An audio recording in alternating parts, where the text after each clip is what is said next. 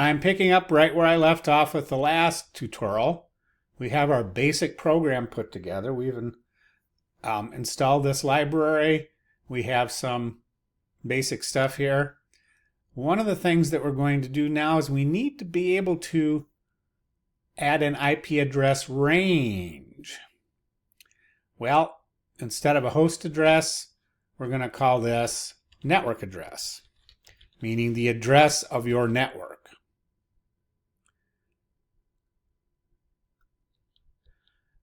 And then I discovered as I was researching this and trying to figure out how to make this work, we're going to import from Python the IP address module.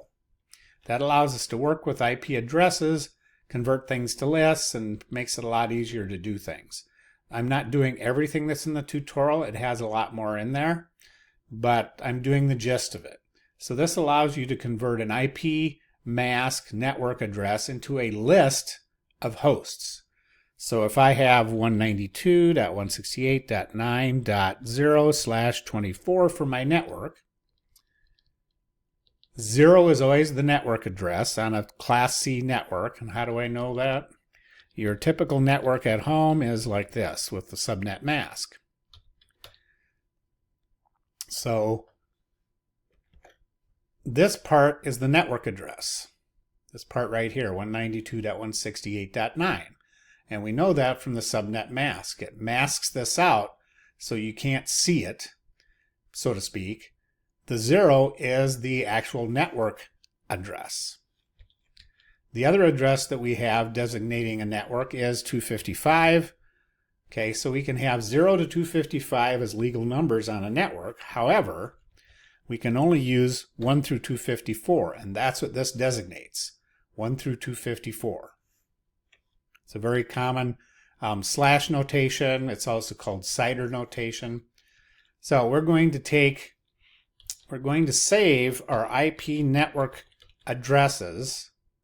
We're going to save we're going to export our IP addresses into this network IP address object, might be a good way to say it.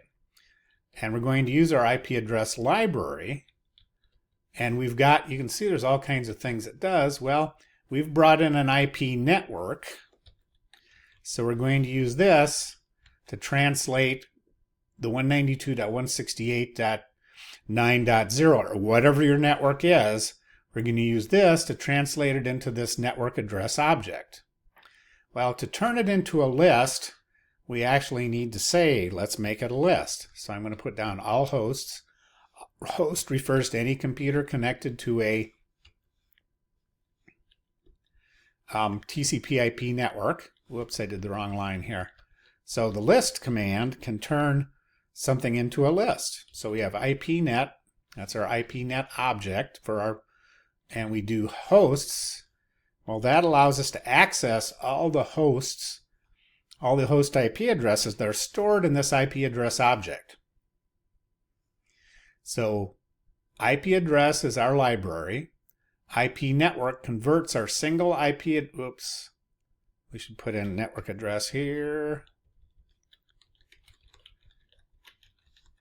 It converts our network address of, for instance, 192.168. Let's put that up here. Okay, that designates my network address, but I can't scan that. I have to break it into individual IP addresses. So I can go 192.168.9.1, .2, .3, .4. So this takes this IP address, IP network converts it into an IP network object. We can use this IP network object and use the hosts method to pull all the single IP addresses out of it. We turn it into a list. And with a list, we can iterate through this list. Yes, we like that. We're not going to print the result here. We are going to scan all hosts. There we go. I think we're going to scan all hosts. So we're going to pass our list of addresses in. So we're scanning all hosts in our, there we go.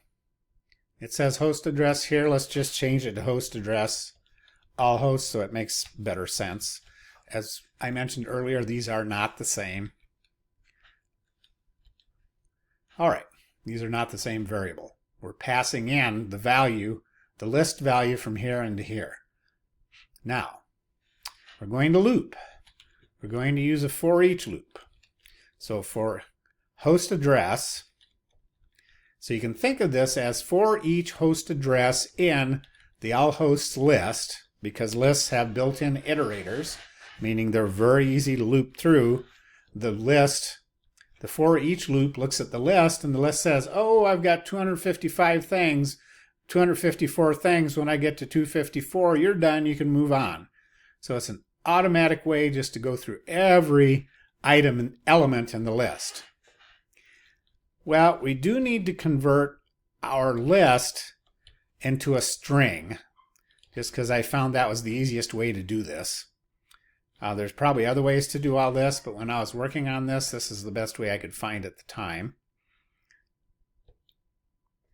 Now I am going to add something fancy in here. It's called a try-catch loop. So it catches any exceptions that happen.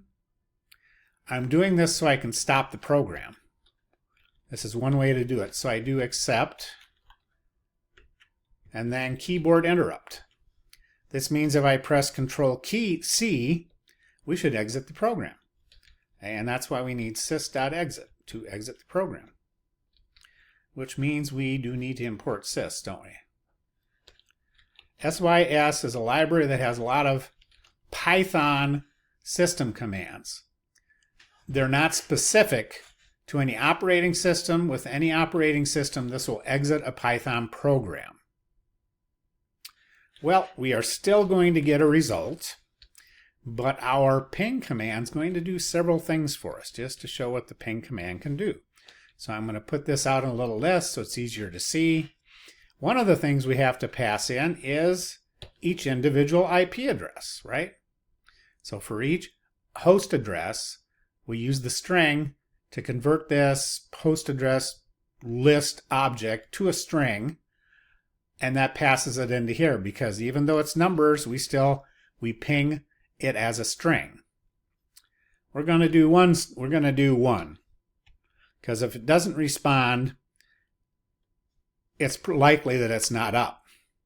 And timeout equals to 2 means that after 2 seconds, we're going to stop the ping and move on. We'll have decided that, yes, this computer device is not alive. Let's go back through our loop and try again. Now the result also stores whether it was successful or not. So if result.success, this is a shortcut way of doing if result success is true. So this and this are the same thing. If we have a result and it's successful, we print stuff out. So I'm just going to print out, I could print out a whole bunch of stuff, which is in the tutorial. I'm just going to print out the IP address. Whoopsie. There we go. The IP address and, I think that's all I need. We'll just print out the IP address because that means that it's active. If it's not successful, which is the else statement, we are going to print, whoops, forgot to put the IP in there, didn't I? We'll just say alive. It's alive. Okay. We also need a F string in there. Okay, we need an F string in here.